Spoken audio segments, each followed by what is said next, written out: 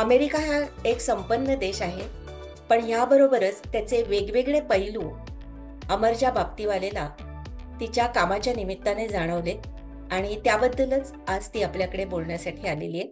नमस्कार अमरजा. नमस्कार. आपण तुझ्या अनुभवाबद्दल बोलणार आहोत. तर तू शैक्षणिक विभागात, सरकारी शैक्षणिक विभागात काम करतेस. तर त्याबद्दल सांग, म्हणजे कुठे असतेस आणि काय करतेस? मी अमरजा बाप्तीवाले. मी मूळची पुण्याची आहे आणि मी 2015 पासून अमेरिकेतल्या मिनेसोटा या राज्यामध्ये राहते आणि गेल्या 2 वर्षापासून इथल्या सरकारी शाळेच्या एका शैक्षणिक विभागामध्ये मी कार्यरत आहे. आणि या विभागामधला माझा प्रवेश हा एक स्वयंसेविका म्हणून झाला.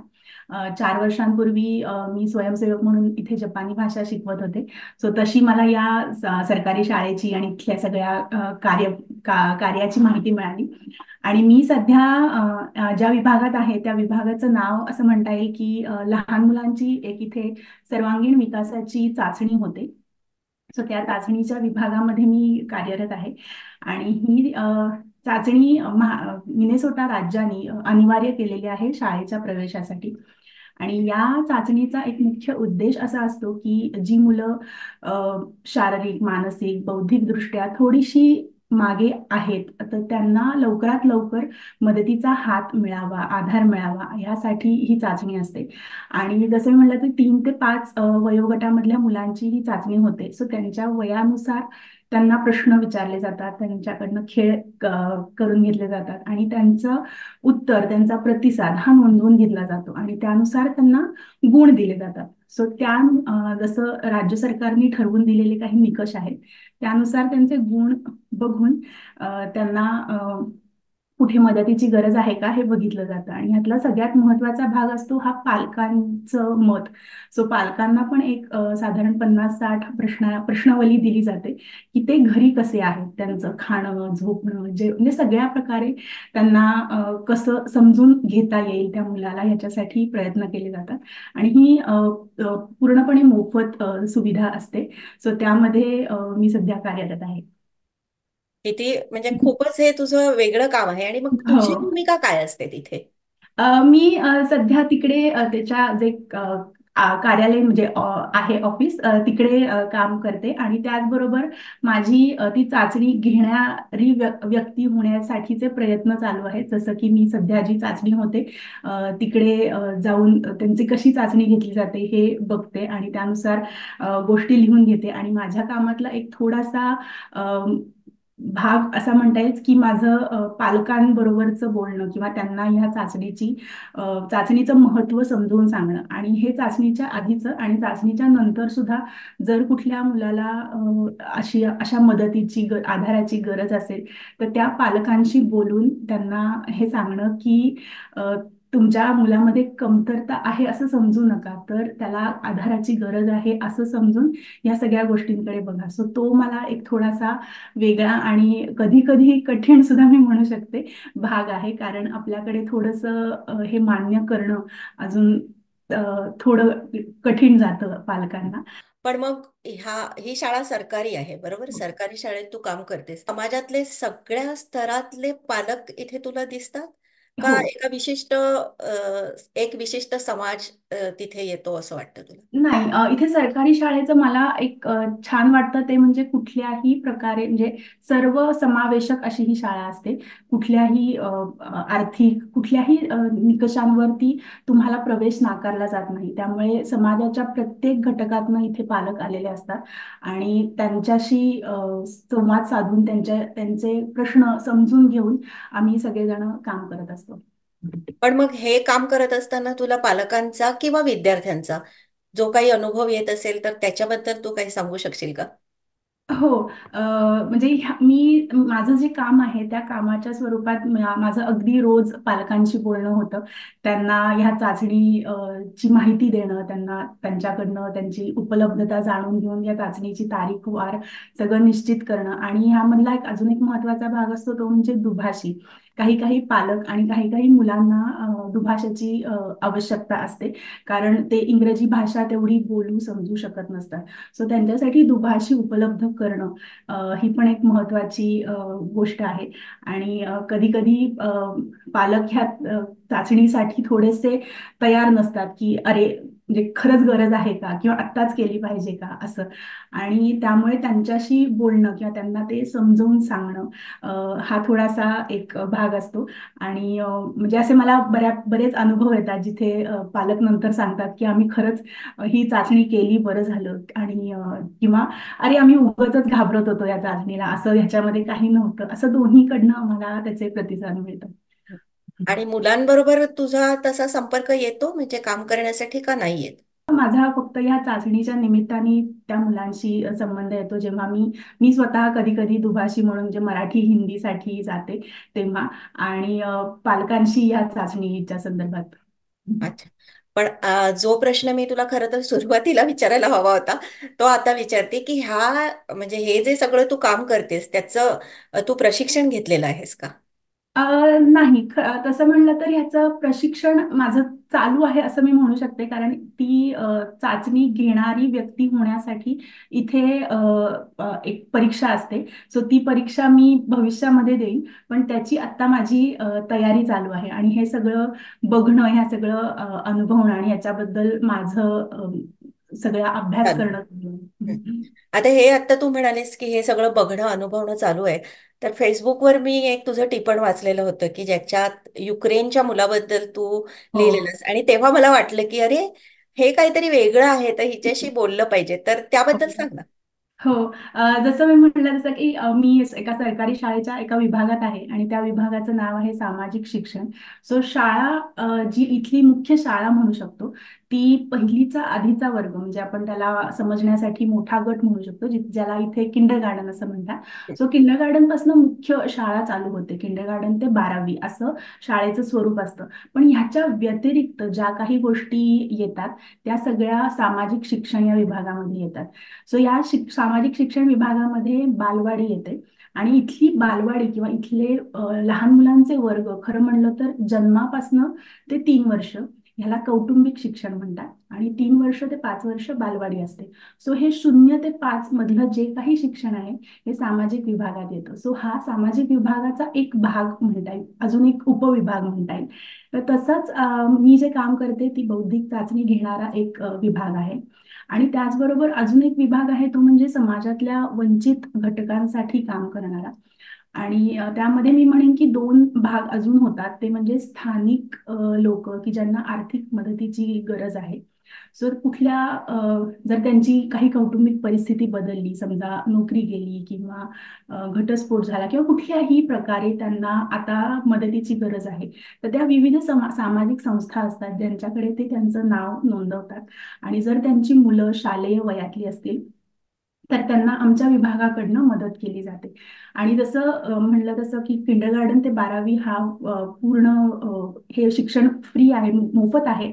पण त्याच्या आधीचं शिक्षणाला पैसे आकारले जातात. मग पण जेव्हा आता आता तू असं म्हटलंस की अ, ही लोक वेगवेगळ्या संस्थांमध्ये नावं नोंदवतात. हं. मग ती तुमच्या ह्याच्याशी संलग्न आहेत का, म्हणजे तुमच्या हो. विभागाशी संलग्न आहेत? हो. हो. तर त्या सामाजिक संस्था आणि आमचा विभाग हा एकत्र काम करतो अशा लोकांसाठी की ज्यांना मदतीची गरज आहे. आणि त्यांच्यातला शिक्षणाचा जो भाग असतो की त्यांच्या मुलांचं शिक्षण हे आमच्याकडनं बघितलं जातं की त्यांना शिक्षणाची सुविधा मिळते आहे की नाही. घरापासून ते जिथे राहतात तिथपासनं शाळेपर्यंतचं येणं जाणं, त्यांचं खाणं पिणं या सगळ्याच्या गोष्टींची काळजी घेतली जाते. आणि तसंच त्या कुटुंबाच्या सर्वांगीण विकासासाठी पण काम केलं जातं की समजा नोकरी नसेल तर नोकरी मिळवण्यासाठी किंवा नोकरीसाठी ज्या आवश्यक गोष्टी आहेत त्यासाठी काम केलं जातं. सो हा जो विभाग आहे हा खूप महत्वाचा वाटतो मला सामाजिक शिक्षण मधला. सो त्याच अनुषंगाने आलेला तो अनुभव होता की युक्रेनवरनं एक 18 वर्षाचा मुलगा इकडे आला.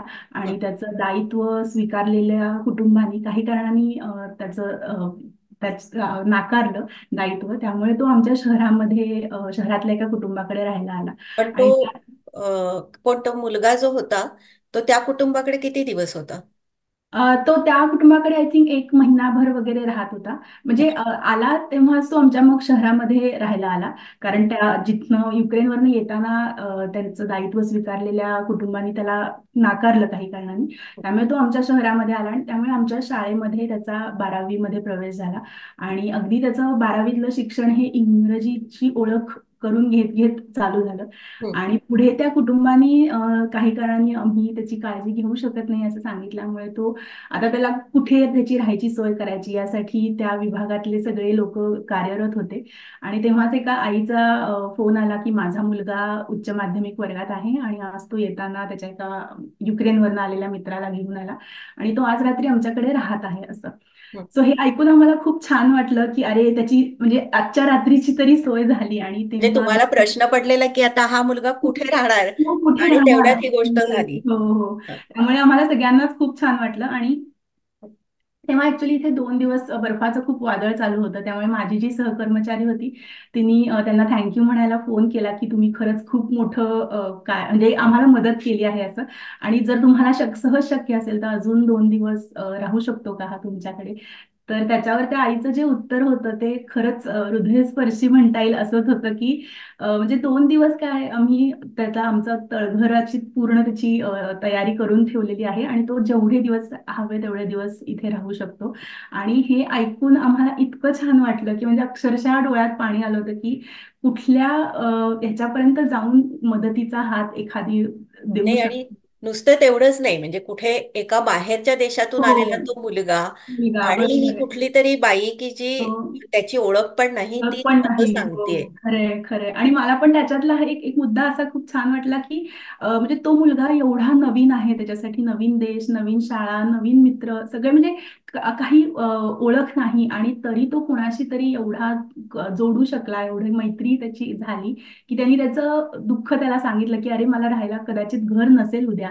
आणि त्या मित्रांनी सुद्धा त्याची एवढी त्याला वाटलं आणि तो इतक्या सहजतेने घरी घेऊन गेला आणि त्याच्या आईवडिलांनी पण त्याला घरात आणि मनात एवढी जागा दिली. सो ही खरंच खूप खूप मोठी आणि एक वेगळा अनुभव होता आमच्या सगळ्यांसाठी. आणि तू त्यामध्ये असं लिहिलेलंस की म्हणजे ज्या कुटुंबाने त्याला आता आधार दिला त्यांना पण ते लोक पण तशा हो प्रसंगातून गेलेले होते. हो हो. तर त्याच्याबद्दल तुला सांगता येईल का काही? हो. तर ते त्यामध्ये त्यांनी असं सांगितलं की आम्ही पण काही वर्षांपूर्वीपर्यंत एक जे आर्थिकदृष्ट्या कमकुवत गटामध्ये येत होतो आणि त्यामुळे आम्हाला शहरामध्ये काय काय उपलब्ध गोष्टी आहेत सेवा सुविधा आहेत याची माहिती आहे. सो ते ऐकल्यानंतर असं वाटलं की आपण त्यातनं गेलेलो आहोत आणि दुसरा कोणीतरी त्यातनं जाऊ नये यासाठी जो त्यांनी जे पाऊल उचललं ते खरंच खरंच कौतुकास्पद आहे.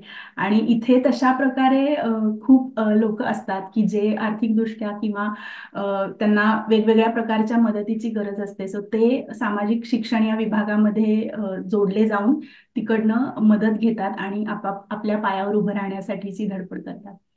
थोडक्यात मी सुरुवातीला जसं म्हटलं की हा देश संपन्न आहे, असं आपला एक समज हो असतो, हो सार्वत्रिक हो हो. समज आहे. येस. पण त्याची जी ही आता तू म्हणालीस की आर्थिक कमकुवतपणा, हो तर तोही सर्रासपणे हो आढळतो. हो हो हो अगदी. त्यांच्याबद्दल म्हणजे तुला शाळेत तसे पण मुलं दिसतात का हो तिथे हो हो. काम येस. करतेस तिथे? प्रत्येक मी म्हणलं तसं की 0 ते 5 वयोगटातलं जे शिक्षण आहे त्याच्यासाठी पैसे आकारले जातात. सो जर का एखाद्या कुटुंबाला ते परवडत नसेल तर ते त्यांच्या कुटुंबाच्या आर्थिक उत्पन्नाचा एक अहवाल सादर करतात आणि त्यानुसार त्यांना शिष्यवृत्ती मिळते. सो तुमचं आर्थिक उत्पन्न ज्या गटात मोडतं त्यानुसार तुमच्याकडनं फी आकारली जाते. सो सगळ्या वर्गांसाठी तसंच आहे की तुमच्या आर्थिक तुम्ही ज्या गटात आहात त्यानुसार तुम्ही फी भरा म्हणजे तुमच्यावर ताण येणार नाही की तुम्हाला शिक्षण घ्यायचंय पण घेऊ शकत नाही असं असं होणार नाही. तू जे काम करतेस तो सरकारी विभाग आहे आणि तिथे वेगवेगळे विभाग आहेत, शैक्षणिक विभाग आहेत, तर त्याबद्दल अधिक सांग ना. हा, मी जसं म्हणलं तसं की एक 0 ते 5 वयोगटातले जे लहान मुलांचे वर्ग असतात ते सामाजिक शिक्षण विभागामध्ये असतात. तसेच शाळकरी मुलांसाठीचे पण छंद वर्ग असतात. शाळेच्या नंतर इथल्या शाळा थोड्या लवकर संपतात, त्यामुळे त्याच्यानंतर जर पालकांच्या कामाच्या वेळेनुसार त्यांना अजून मुलांनी 1-2 तास शाळेमध्ये थांबलेलं हवं असेल तर त्यासाठी पण छंद वर्ग असतात. मुलाच्या आवडीनिवडीनुसार तुम्ही ते छंद वर्ग घेऊ शकता. आणि हे मोफत नसतं, पण जर तुमची आर्थिक परिस्थिती तेवढी नसेल तर तुम्ही नक्कीच शिष्यवृत्ती घेऊ शकता.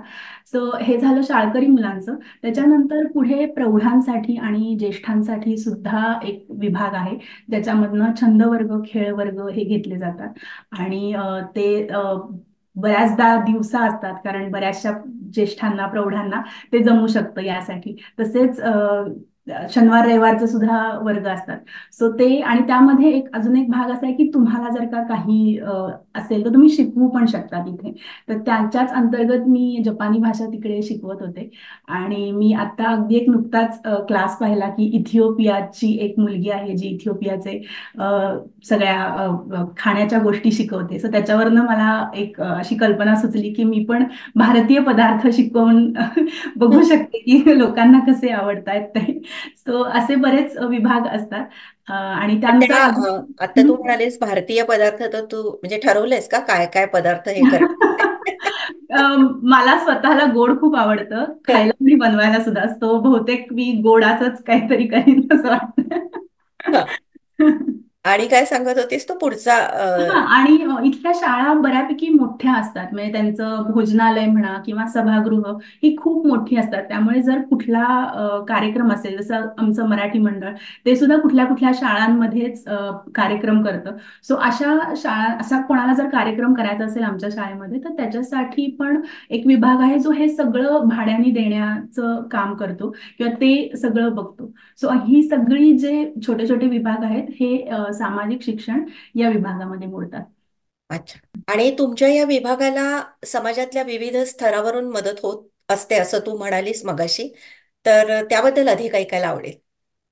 हो, एक राज्य सरकारकडनं सगळ्यात मोठी मदत असते ह्या सर्व कामांसाठी, की जिथे जिथे आम्हाला म्हणजे शिष्यवृत्तीपासनं, लहान मुलांच्या शिष्यवृत्तीपासनं ते सर्व स्तरावरती, आणि जसं बेघरांसाठी, वंचितांसाठी काम करणाऱ्या विभागासाठी, या सगळ्यांसाठी राज्य सरकारकडनं एक मोठी मदत असते.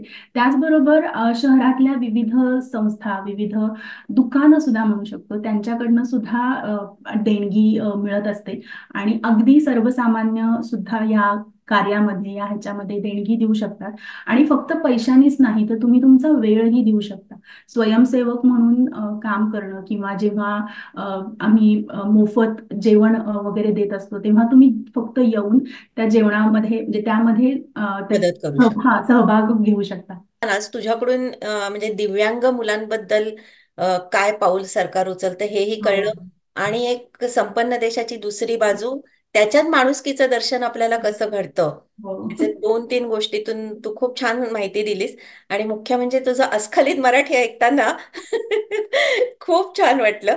तर अमरजा, तू इथे आलीस आणि सगळ्यांना ही छान माहिती दिलीस त्याबद्दल मनपूर्वक धन्यवाद. मला खूप खूप खूप छान वाटलं मोहना. आपली भेट झाली होती काही वर्षांपूर्वी तुझ्याच मराठी शाळेच्या निमित्ताने. आणि तेव्हाच मला खूप छान वाटलं होतं की किती किती मस्त तुम्ही सगळं काम करता, आणि तुमचं मराठीचं, म्हणजे मला खरंच खूप छान वाटलं होतं तेव्हा. आणि तुम्ही काही खूप गोष्टींमध्ये माझा आदर्श आहात, आणि कदाचित तुमचा 1% जरी मला जमू शकला तरी मला छान वाटेल. हे त्या हे ऐकून मला खूप छान वाटतंय. आणि तू इथे आलीस आणि म्हणजे हे तो लेख जो मी वाचला आणि त्याच्यावर मला असं वाटलं की अगदी थोडक्यात तू सांगू शकशील, पण आपल्याला दुसरी एक बाजू कळेल ह्या देशाची. तर हो. अगदी मनपूर्वक धन्यवाद. खूप खूप धन्यवाद मला इथे बोलवल्याबद्दल.